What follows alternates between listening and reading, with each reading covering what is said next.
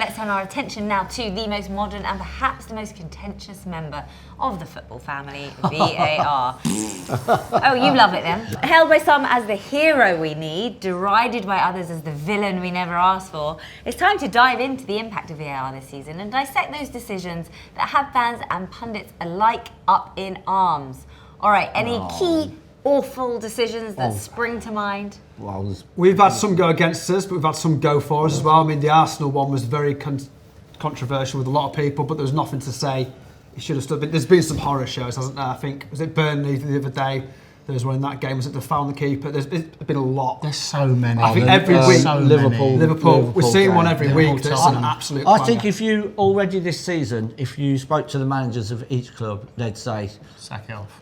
That match there, that decision against us was horrendous. There would always be one game they go, that decision wasn't right against us. Now, is it that it's just upsetting that the decision is so accurate that, like, in normal or pre-VAR, it wouldn't have stood and it would have changed the game? It's so frustrating when you can just see something so clear with your own eyes. It's just so like, whether it's right or wrong. Recently, there's been so many. But how can it be wrong? Like, it's technology. It's too subjective sometimes, and it's the pressure. Someone making you go back to a screen to reevaluate your situation. I think 80% of the time they're probably not even. I think they probably agree with their own decision, but they feel pressured into going along. And also, as well, you know for sure if you slow something down, it can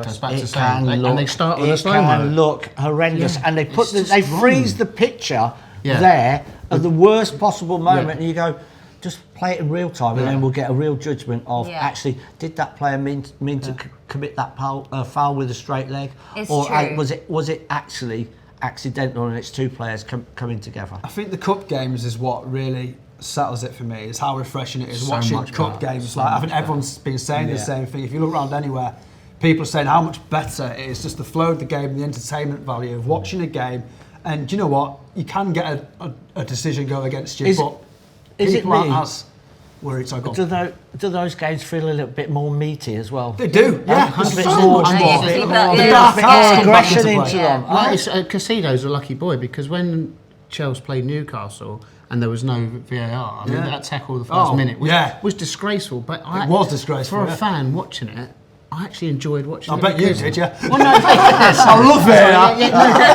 But it's like I sit at Stamford Bridge now, or I'm watching on the television, or whatever game it is, and it's just like, when I'm at Chelsea, I think we discussed this before, you just can't celebrate. No. Because then you celebrate and you go, and then you wait, and then you go, and then you're like, I hate to say it's very American as well, like clunky games. It's just not working. I think it's got. Would it help if you had an ex-pro up there? I think it would. Yeah. But I think it would be in the terms of making it quicker, the decision. That's what's got to change, VAR is not going to go anywhere. But I think the big issue I have with it at the moment is when VAR asks the referee to go and look at the monitor. And I can't think, there's bound to be one where they've stuck with the original decision, but 99.9% of the time they go with the VAR decision. Yeah. So if they're going to use it in that situation, why don't they just say to the referee, you just got to change the decision? Yeah, let the referees referee. Because we're wasting 3 or 4 minutes when they're not changing the decision. Yeah. Oh, it's a big talking point. Just not, I just don't think it's working. Is it adding to injuries as well? So this is it's a very good point. The stop-start. Yeah, well done. Well brought on. Thank you. Yeah, respect. It's all my own. I think there's definitely a shout for it. There's definitely more injuries this season than I've ever known. I mean, your club's been affected, my club's been affected. There's a lot of clubs affected. And I go write my previews.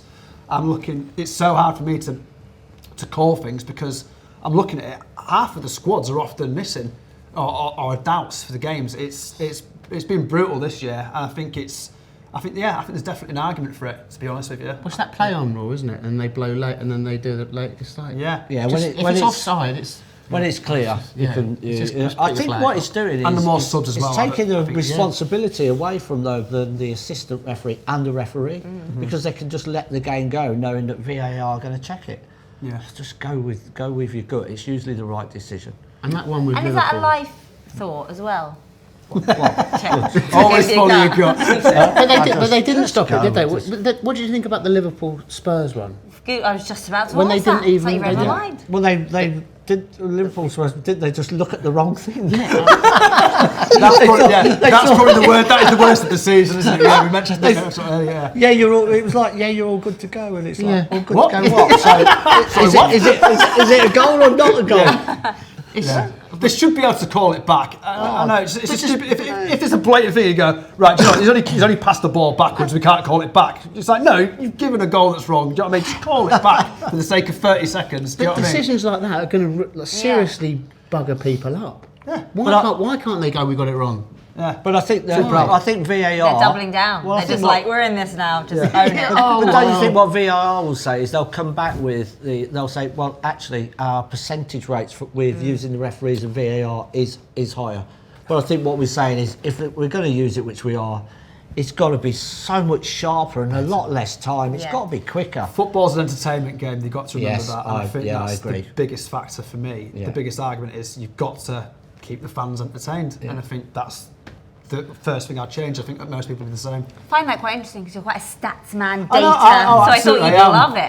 But the side of football that I love is, like I said before, I miss the action, the dark arts, as I said before. I love the controversies, like, you know, with the little things like the England goal was never given against Germany, the Maradona handball, the stuff like that. You know, that for me is football. I really like celebrating goals and not looking like a knob when they say it. That's